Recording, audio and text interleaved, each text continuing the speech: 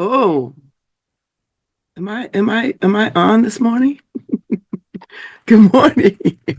Happy Tuesday. Welcome to LoveBabz, Love Talk on Babz Rawls-Ivy. Forgive me. I'm still sick. You can still hear it. And then I got this giant cold sore on my face because my snot acts like acid. So it just tears up my skin. So it's all torn up. But I'm here. My abs are hurting because I've been coughing so much. Although the coughing has subsided a great deal, but my abs are still sore. So anyway, good morning. And I hope everybody is well. What was your weekend like? Harry, did you enjoy the play? You got a few minutes. I've guessed at 9:30. The New Haven Theater folks are coming on. They've got their latest production, The Christians, and they're coming on to talk about it. It starts up in a couple of next week, I think, or the week after, and a couple of days in February, a couple of days in March. And so I'm looking forward to having them on. I like this little theater company. They do some of the most interesting stuff. So I'm gonna see it at some point, and I think I put in for tickets, and uh,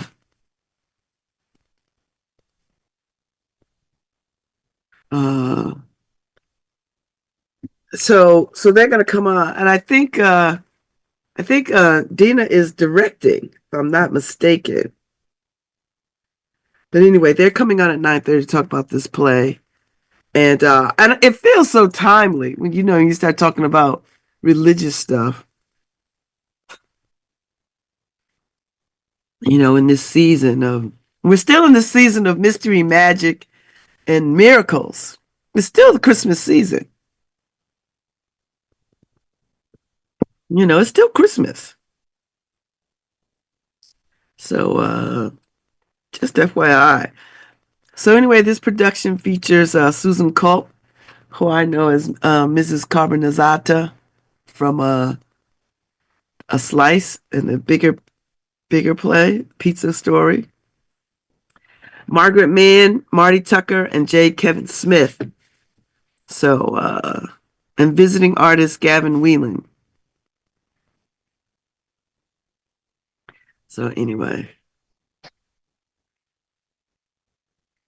I'm looking forward to this conversation.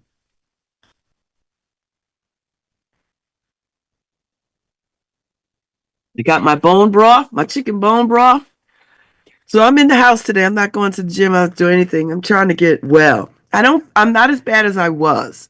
I'm up and I'm moving about.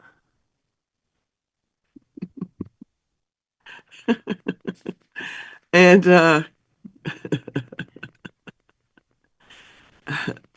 I'm up and I'm moving about. And that's all I can say at the moment. That's all I could say. But I'm glad to be up. I'm glad to be moving around. I'm glad to I'm glad. I'm glad. Um, so I'm in my full fit workout crew chat, and they're just texting stuff, and it's cracking me up. You know. So some of us are sick. So Markeisha said we need to have a sick and shut in list. It's like we three people down.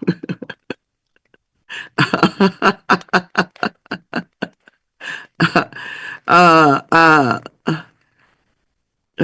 the good thing is, these women have been very committed to this workout. They have been very committed to it.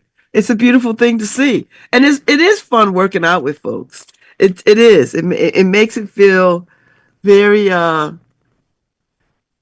not so hard.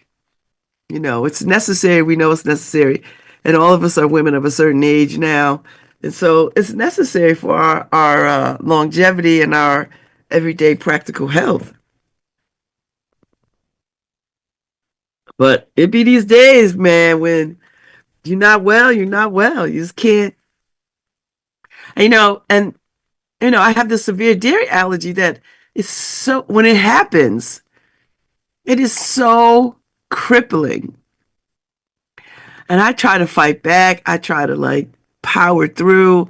I try to just like punch back. Like I really, really, really, and then ultimately what happens is I have to surrender. That's what happens. Ultimately, I have to surrender and to be like, you know what, God, okay, I'm gonna lay down. I'm just gonna lay down. I can't fight. I can't fight anymore. I gotta lay down. So anyway, so I started the chat this morning with, I'm not gonna make it because I don't feel, I'm still sick. And then Milda was like, well, I was gonna come. I'm off this week.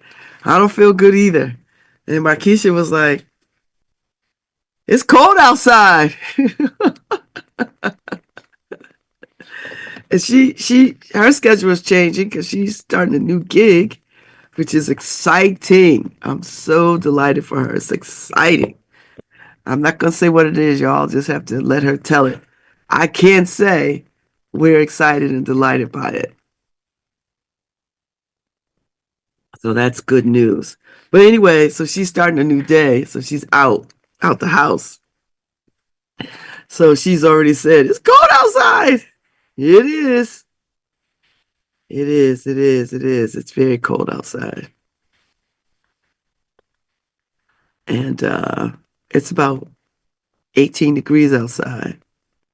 So yeah. So I'm not gonna be out there messing around. At most I'll step on the porch and take some deep breaths. And then I gotta deal with this big giant sore on my face. And it's only because once I get mucus up, it has to come out, and my nose gets all super runny, and the snot is like acid on my skin. It really is like acid. So it burns up my skin, and it just burns it up. So now I have this big whatever. So too much information, Harry. Harry, sometimes you just got to give the people, sometimes you have to give the people what they want. Is it really too much information, Harry? I don't know. Listen, Elon Musk already knows. He already knows what's happening. He's already spying on me. He's already spying on us, Harry. He's probably already had that Starlink thing looking at us.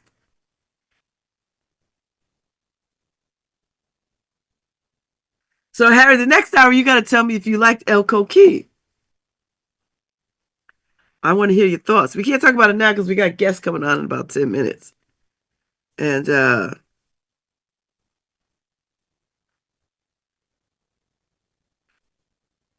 so I'll have to ask you a bunch of questions in the 10:15 hour. You give me the 411. But I do have a plan of stuff that I'm going to get done today because I feel I've been dragging my feet about about some things. And now today is the day that I just jump in and start handling a few things since I'm gonna be in the house. I got to do it. It's got to get done. So that's how I'm gonna spend my sick day, which is not really a sick day. I'm just not going to the gym, and I'm not going anywhere else for that matter, because it's cold outside. You know, and you can still hear the congestion in me, but it's way better than it was. I mean, I did manage to go out this weekend. I went over to folks' house. You know, I'm not contagious. Had a good time. This is a good weekend. So let me give you the weekend rundown because I know, uh, my weekend starts on Thursday, and Thursday was the day before Valentine's Day. I did make it to the I did make it to the New Haven Independent Staff meeting, which was good. And then Friday was Valentine's Day. I had a wonderful Valentine's Day dinner. Um, my friend Dr. Ferguson let us take over his house for Valentine's Day dinner. And it was so much fun. Good food, good wine, good conversation, good people. You know, we had a good time. I was still sick, but a party is a party. So that was wonderful. And then and we just was there for the day, for the evening. We cleaned up, left. And then Saturday, I was home. I didn't go anywhere. I like I like stayed in the bed. I took my time. I was eased. Oh. And then Sunday, well, went to another party at the Clinard's house, which was lovely. It was raining, cold, terrible. So what? And now I'm yesterday I stayed in. I just pitter-pattered around the house, laid down, slept in. I feel much better. I feel much better today. And tomorrow I'll be much better. But it's just been tough. It's always challenging. Very, very challenging. Very, very challenging. Very, very challenging. So anyway, so that was the weekend. The weekend was good. Valentine's Day was lovely. It's just a day committed to expression, community expression of love. I hope people saw that. Everything has dark connotations to it. There's some racism connected to it. There's a lot of stuff connected to it. I try not to watch too much of the news. I caught some of the highlights of Saturday Night Live 50 years celebration. Uh, Someone did send me uh, a Valentine's Day card. So I so appreciate it. Thank you, Markeisha. Great card. I sent out my Valentine's Day cards. People got them. So yeah, I mean, it was a good weekend. It was everything I wanted it to be. And I got flowers, which was nice. But I left them at Dr. Ferguson's house because as a thank you gift, because he can enjoy them too. So, and that's that. That's that. So lots of things coming up. Lots of things coming up. I'm delighted to talk about this play. I believe Dina is directing. So that would be fun. I can't wait to see it. So go to the New Haven Theater, nhtc.org, and go to their website and you'll see it. We'll find out about the play, talk more about the play in a minute when they come on. I'll give you the highlights. So and then they'll be out. I told you who was in the production. It goes like 20 years ago, Pastor Paul's church was nothing more than a modest storefront. Now he presides over a congregation of thousands. But Paul is about to preach a sermon that will shake the foundations of his church's belief. Paul is caught between declaring what he believed to be true and preserving what he's dedicated his life to building. Ooh, don't we just love a good story where people are wrestling with their call on their lives? Oh, this sounds this sounds like this is going to be epic. I'm looking forward to it. I like religious kinds of plays anyway, where people are like questioning their faith and what their call is on their life and what they've been doing and who they're doing it with versus what God says. Woo! It's gonna be good. So anyway, that's the gist of it. So that's today. And then let's see, tomorrow's Wednesday. I tell you, when you have a day off in the mid of the beginning of the week, it really throws you off. Because then it makes the week feel weird. Listen, I got a manicure and a pedicure tomorrow. That's all right. I'll get to it. And my late nephew's birthday is tomorrow. I'll talk about that tomorrow. It's just weird not having him in the world, but he's in my heart. So I'll give his father a call tomorrow. I'll give that a call. And that's what the week looks like. And then, more stuff next week. All kinds of stuff. There's lots to talk about. Lots. Lots. Lots going on in New Haven. Lots going on in the country. Lots going on in the world. It's a lot. I think people are about to have information overload. I started seeing the advertisements for, I guess there's a mashup between Starlink and T-Mobile or one of these little. So now you could use your cell phone as a satellite receiver. I don't know. But I saw the first ads for it. And then I remember hearing something somebody was talking about how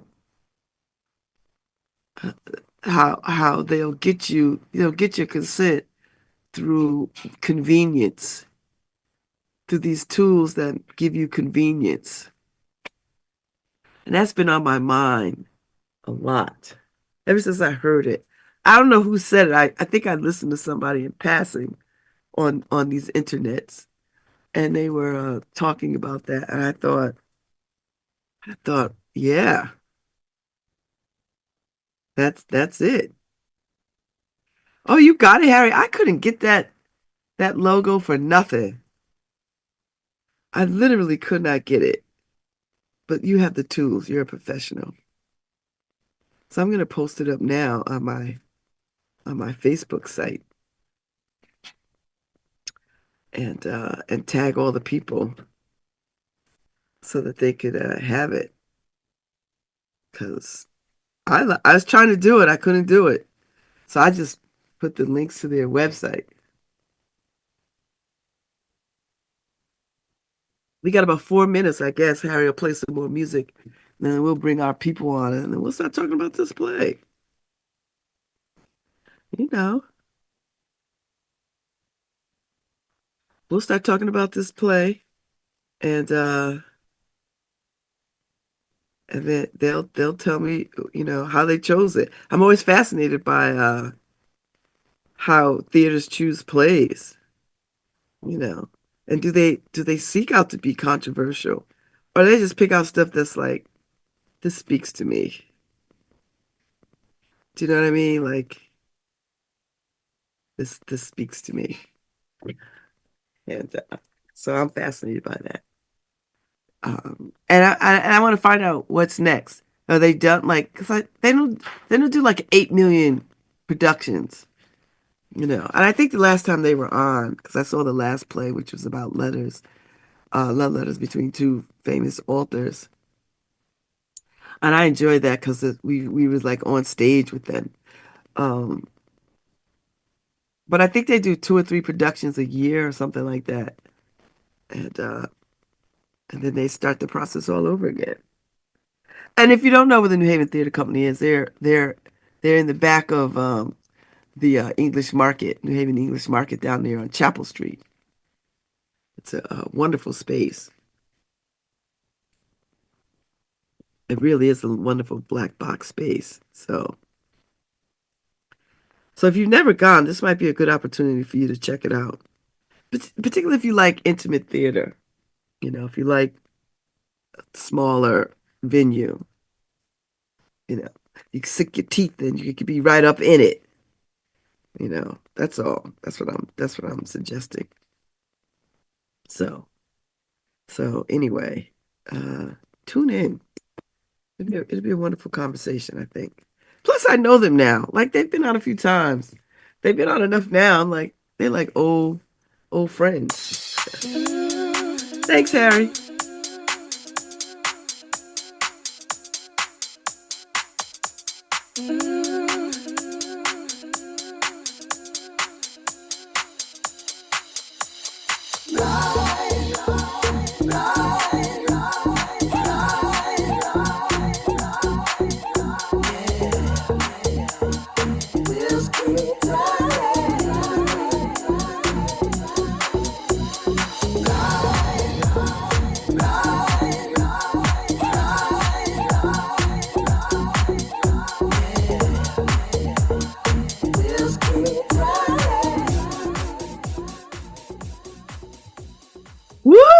morning, New Haven Theater Company. Welcome to LoveBabz, LoveTalk. It's nice to see y'all this fine and bright, cold Tuesday morning.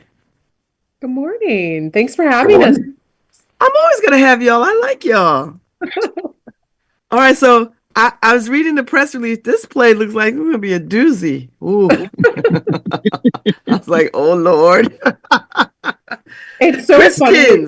It's so funny that you say that, Babz, because when Steve Scarpa, who's a company member, gave me the script, he's like, oh, you need to read the script. And I'm familiar with Lucas Nath. And I was like, I don't know if I want to touch that. But the funny thing is, it's not for me anyway. It's not what you think it is. It's really, yes, it is about, it takes place in a mega church.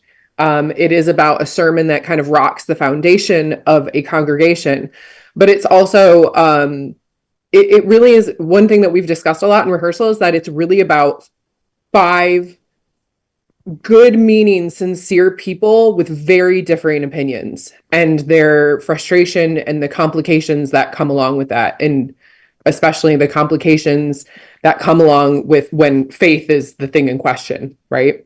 And so you're directing, right? Because I see your name right up there. Oh, Marty and I have swapped places since the last time we spoke with you. Oh my God, I love that about y'all because everybody on the team is talented. Yeah. And Babz, you're a best audience member. Last year when we did Cry It Out, I should have paid you to come to every performance. You enjoyed it and just you got everything. You got all the jokes. So there's not as many jokes in this one, but I think you'll enjoy it as well. I'm looking forward to it. I'm developing a real fondness for intimate spaces where people could be like right up in it. It's like my own personal performance. So I like this concept a lot. So, all right. So why did y'all pick this play? I mean, I know Scarpa brought it to you, but you could have said, no, not this time. It's the climate, the mood of the country, or whatever it is that you base decision-making on. What was it really about this play that said, yeah, okay?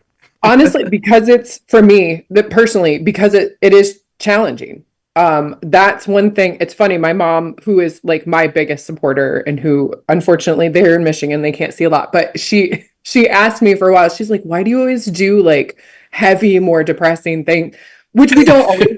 Cry It Out was a good combo, right? And a lot of not all of our shows are these heavy, depressing things, but because for me it's a challenge, right? It's an opportunity also with our group who we love this group of artists that we have. We get to have these in-depth conversations and like unpack things, and really it's just as difficult as some of the conversations are. It's enjoyable though to like exercise that muscle, right? To have those conversations in a safe and a safe space. So, So J. Kevin Smith, you're in this, right? You're in it. Are you in it? I am. I'm in it. He's in it, and he's also we say co-producing, he and I, but J. Kev's producing. When you say people are talented, it's the amount of troubleshooting J. Kev's done in the past week with the tech that has to go into this show is kind of amazing. So, yeah. So, and one of the things, Babz, that you were talking about, as far as the decision making that goes into choosing this play,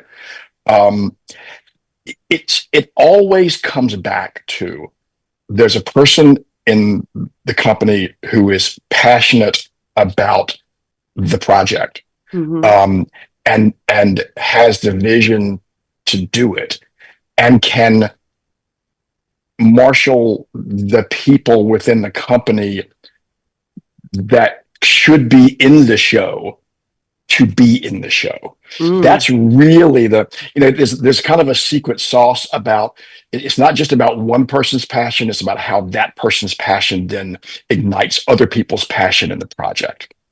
Okay, because I see Susan Culp is in it. You know, I Mhm. adore her. Susan Yeah. calls in everything in the state of Connecticut. So That's right. Just go to any random theater, you'll find her Yeah, there. she'll be in it. I think she actually is in rehearsal for like 2 other pieces currently, so I don't know how she I does love it. that she is a working actor. Like she is Yeah. what I think of as a working actor, like all the time. Like she is just she Hardest is working woman in show business. yes, I love that about and she's so beautiful looking too. Like she doesn't even Oh, look like yes. she sweats. I don't think she does. No. All right, so give me the dates of this play. When does it run? So next weekend, well, the 27th, 28th of February, March 1st, March 6th, 7th, and 8th. And the Thursdays are at 7:30 and everything else is at 8. Okay, okay. So when you how do y'all find actors? Do you put out a ad somewhere and say this is what we're doing, or do you have a pool that of folks that you work with that you can see in these roles and you just sort of tap them? Well, that's kind of the amazing thing about our company members is I did when I read the script, I really pictured Marty as Pastor Paul. Oh, Yeah, it was very fitting. I think, and also like saw J Kev, which is funny because his character's name is Elder J. So, um, and then it's interesting that there is a role in the show that is typically a younger mother, a younger single mother, and we Margaret Mann, who is a company member also, who is a joy to work with and also an incredible actress, had been looking for something, and so I reread the script and we actually just made some minor adjustments to the lines and it actually works. And now she's a grandmother who is caring for her grandson, which happens a lot, right? And yeah. it's a sympathetic character and it still works. Hopefully Lucas Nath doesn't catch wind of it, but I'm sure he'll be fine. But it still it works incredibly well. And then the final character is a young associate pastor who we didn't really have anyone in the cast or in the company, so we looked to a previous show and we had a pool of actors who had auditioned for Webster's Bitch last season, and Gavin Whelan, who is in that show, is a guest artist for Babz, the initial idea is that it's a sort of a repertory company, that if somebody in the company can and wants to play one of the roles, that's who it goes to first. When we did Cry It Out, there was one role that I could not cast within the company. There was nobody that could do it, and it didn't work with. And so then I reached out to some local theaters and said, "Hey, do you have anybody that might fit this?" And Broken Umbrella, Ruben from Broken Umbrella, came and auditioned for me and was just perfect for the role. So Awesome. Yeah. but the first step is we try to cast it within the repertory company, and if not, then we look outside. So Marty playing the lead, the minister who's having a challenging moment, I guess. What was that like? I mean, do you like these kinds of characters that have a conflicting Sure. spirit? So it's he has more lines than Hamlet, really. The number of lines, because it starts off with his 15-minute, sermon monologue, and then every scene is him and somebody else. And so he doesn't leave sort of the spotlight. So that was a challenge. I'm an older actor now, and I was like, well, I wonder if I can still memorize that many lines. But I have been able to do so. I do. I love the challenge of this character's arc. At the beginning, he's sort of very powerful in the church. He built this church from the ground up. When he started it 20 years ago, there were only 10 people in the church, and now it's a mega church with a huge building with a coffee shop and bookstore and just enormous, and an enormous following of thousands and thousands of people. And so at the beginning, he has a lot of authority.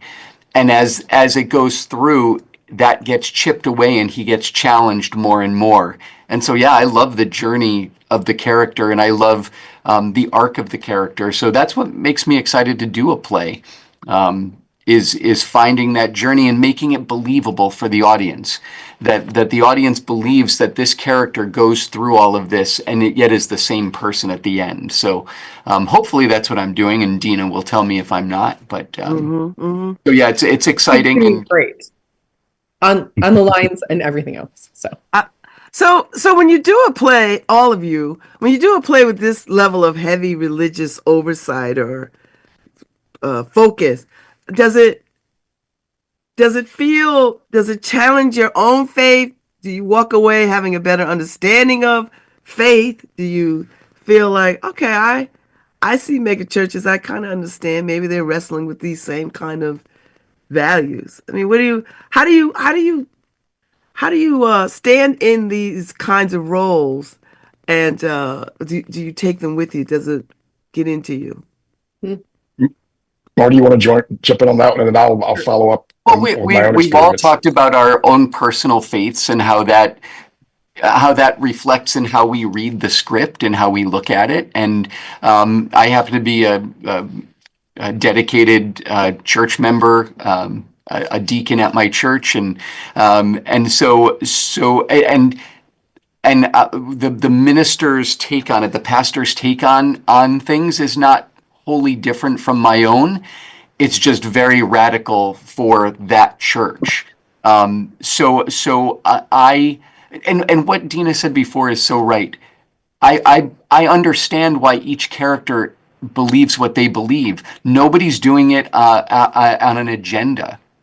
The pastor introduces this idea because he believes God told him to, and the elder of the church approaches it from his angle, but it's not an agenda. It's all genuine. It's all everybody's just trying to figure out what is best. And even that character, now the older woman with her grandson, she just wants to do what's best for her grandson, and is concerned that if this isn't it, then she's leading him in the wrong direction. So that's what makes this play so great, is that it's all genuine. There's no agenda and there's no final answer. Nobody's going to walk out going, oh, well, the playwright obviously doesn't like megachurches, or does like megachurches, or likes religion or doesn't like religion. It's going to be wide open, and it's more about the relationships between the people than it is about some theology, in my opinion. And the playwright Lucas Nath talks about how, as Marty said, he's incredibly even-handed in the way that he presents the beliefs, the conflicting beliefs of the individual people in the play. And one of the things that a lot of folks who've written, reviews of the play over time since it was first produced talk about is the fact that it's one of the most even-handed portrayals of religion and religious faith that they've ever seen. And as Marty said, he goes to a church that's has a very similar kind of philosophy as as Pastor Paul is espousing in his change of heart. And I go to an Episcopal church in Norwalk that practices radical welcome, which is really about being inclusive and accepting and welcoming to anyone, wherever they are in their journey. So very much also on that certain slide, and I just had things fall down here. Sorry about that.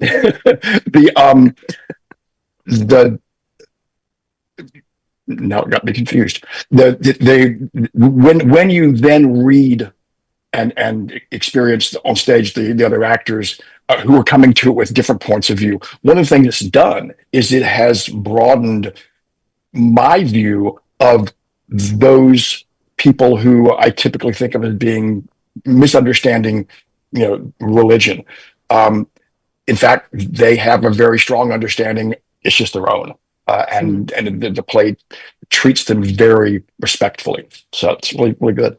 And what I really truly think one little thing I worry about, honestly, is that people will see that it's about religion and will go, I don't want to go see that.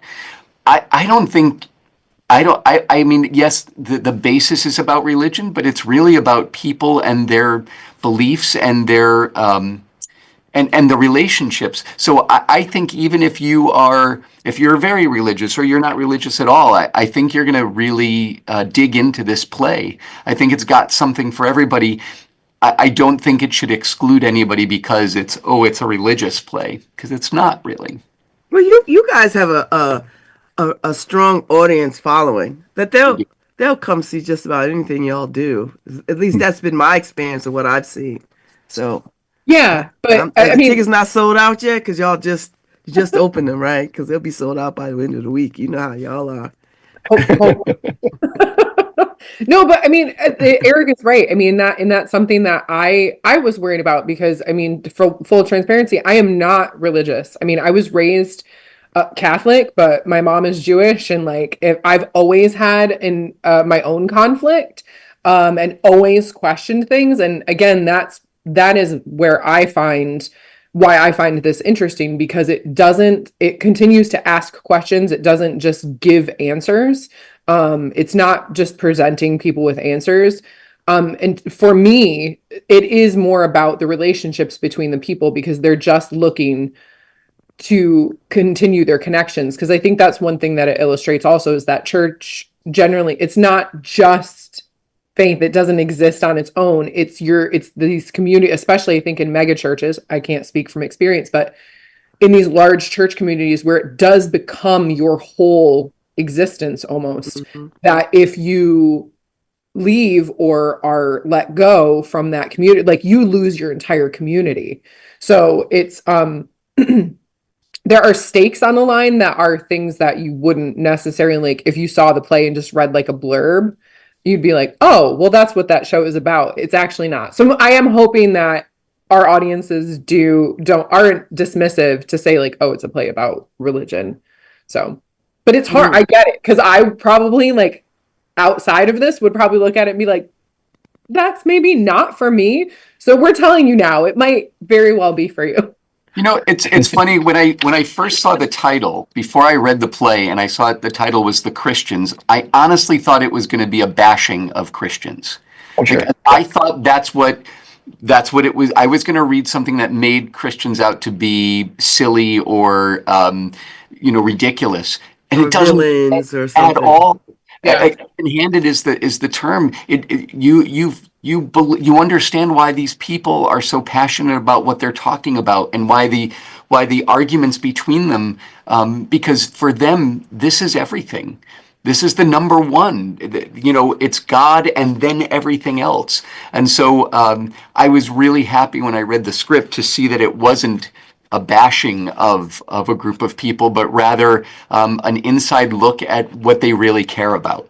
And that came really from Lucas Nath's background, the playwright. He grew up in a mega church with his mother, who was, I believe I had read that she went into hospice care as part of a mega church. She got chaplain, ordained. right? Oh, that's right. It was a chaplain. Yeah, Yes. chaplain.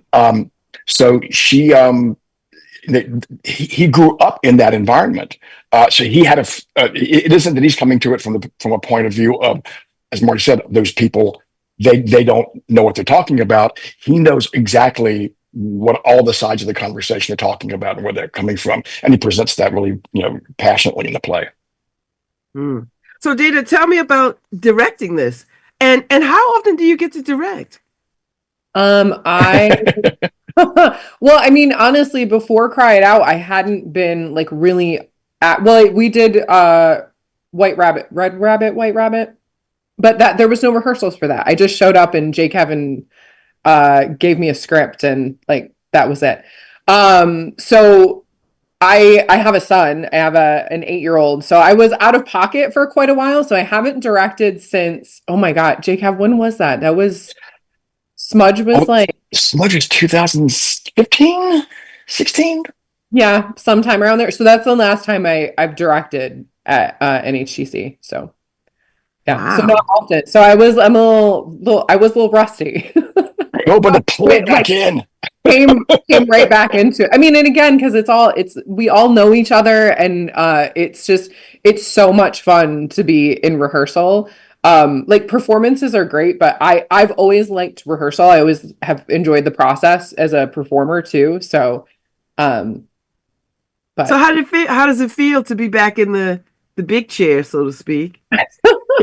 it's great, but it's so, I was reading something the other day about things not happening in a vacuum, in this, like, what is it, rugged individualism, this like American ideal. And like I laughed because I'm like, oh my God, that's the same thing. Like it's so not just me. It is literally everyone. Like Jacob and I were like digging cords out from behind the curtain the other day, trying to fix like because there's two monitors in the show, and like trying to fix an HDMI issue, and like it is such and we're so small, it has to be this collaborative process. Like we really do rely on each other. So I love directing because I like to conceptualize things. So being able to come up with like the visual theme and like kind of that's really fun for me, but it's by no means, it is such a collaborative process.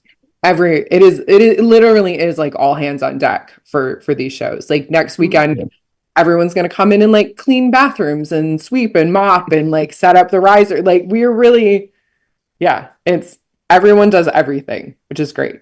I love it. All right. So how big is your season? Cause I think I asked this the last time y'all were on, cause y'all don't do like 50 plays a year. You do 2 or 3 plays a year, or one play is a quarter or something. Like how does that? Yeah, we do 3 shows a year. We try to do one in the fall, right before Thanksgiving time frame. We like to do one in this season slot, the kind of winter, February into March, and then we like to do another show in May, right before Memorial Day, and then we take off the summer and try to figure out what we're going to do the next year. Oh, okay. So the financial part of it, because we've got a new administration that is not art friendly forward. Nope. Mhm. Does that give you pause? Does that make you hold your dollars even more tighter? Like, how does the world affect the art that you create? Well, it's interesting. In fact, we had a very robust conversation at the beginning of this year about what kind of plays we wanted to do this year. And I came to it from the perspective of, I wanted to do a political season.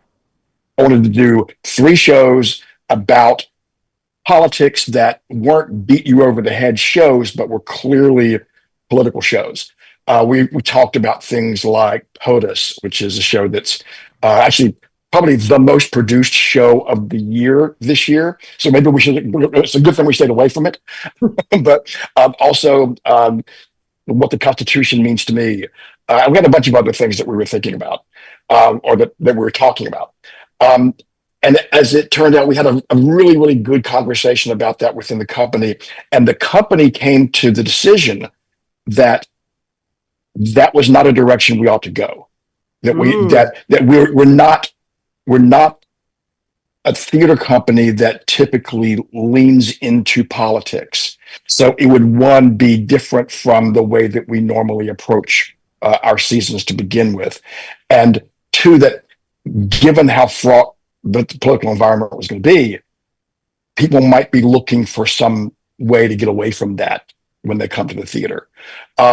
So as a company, which we always do, we voted on, or we talked about what we wanted to do and decided that was not the way to go. But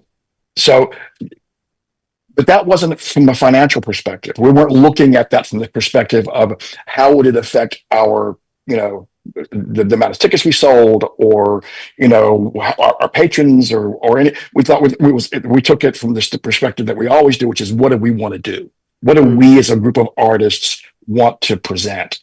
It hasn't changed anything so far about the way that we are approaching our financials. In fact, if anything, we're trying to figure out how we can expand what we're doing and how we are engaging with the artists in the company and the artists from outside the company.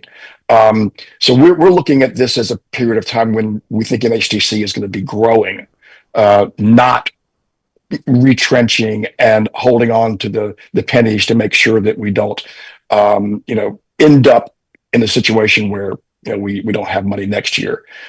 So we're optimistic about the future. We're going to continue to be optimistic regardless of what happens on the political side of life. One of the nice things about having a 40-seat house is that you don't have a lot of overhead. You're not if you have a 2,000-seat house and you only sell 1,000 tickets, you're in trouble. We have a 40-seat house. We have Don't I know it? Yeah, we have a 40-seat house with very little overhead, and we try very hard to keep the ticket prices at a place where people can afford to go out to the theater, and so we're in a different place than some of the big regional theaters around the country who are really struggling, because we don't have the overhead that they do.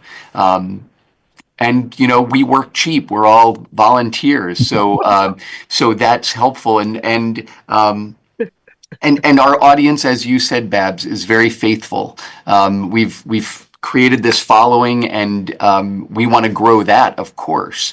But those who have come every time, which is great. I love it. You do have a very faithful. When I'm there, I listen to people. I listen to the conversations. 'Cause I'm nosy like that. I listen to the conversations. I engage people, and they run back to me, what they've seen before, what they like, and why they come. It's pretty fascinating that you have such a loyal following of folks. So I think you could put on anything, and I think people will come. But I think to Jay Kevin's point, I admire that you don't have to feel like you have to weigh in on the political moments, that you could put on plays that are thought-provoking and entertaining and thought-provoking. Do you know what I mean? Like, still give people something to hang their intellectual hat on, but not alienate them. Like, not be like, oh God, I get this on the news and I got to come here and hear this, So that's I think that's part of it too, is I'll say that's one reason why I enjoy doing this, is because it is, art is always a form of, a little form of rebellion, firstly. And secondly, to be in a space with like-minded people who, not to get too political, I think our group is specifically pretty concerned about the future in general, and worried about arts funding and funding for everything right now. But it's a place where we can go and do something that hopefully helps someone else have a moment to be a little bit disconnected, and think about something separate, and not sit on their phone and not do the doom scroll. And it's hard. It's really, really hard. I've even had the thought, I'm like, okay, there's so many other things I could be doing right now, but for me, the arts has always been the place where I find that people are doing good things to support their communities. It's arts people are community people. Mm-hmm. So it's a good place to be right now. Yeah. I'm sorry, go ahead, Babz. No, go ahead. I was going to say our mission statement is about telling great stories, right? And that is always our North Star. Is it a good story? Does it have characters in it, great characters that are driving the narrative of the piece, and that we have company members who can get a chance to take on those great roles and be able to grow as actors and theater artists, and that's the foundation of what we do. Well, if you just tuned in, you tuned in to LoveBabz LoveTalk on 103.5 WNHH Radio, and we're live streaming across social media. We are wrapping up. I'm getting ready to say goodbye to the New Haven Theater Company, but they've got a play called The Christians coming up, and you can go to their website, you can go to their social media page, and see this play. It's a wonderful opportunity for you to see community theater, I would say, at its finest. You know, intimate and well done. So thank you, Dina, Marty, Jay, Kevin. I Babz. appreciate y'all coming on this morning, Thanks Thanks for so much, having Babz. us. and I can't Babz, wait to you're see awesome. this production. Oh, we can't wait to see you. See you opening night. Yes, whatever. I think I got tickets for some night, but I'll be there. Whatever night it All right. is, I'm there because I love what y'all do, and I can't wait to see this production. So thank y'all for making time this morning. Oh, Thank thanks, you. Babz. Babz. All right, break a leg. Great. We'll see you soon. Thanks. Thanks. All right, Harry. Thank you. I'll be back at 10:15 for the second hour. Y'all hang out, go get coffee, and we'll be back with more talk. Thanks, guys. Thanks, Babz. Bye all. Have a good day.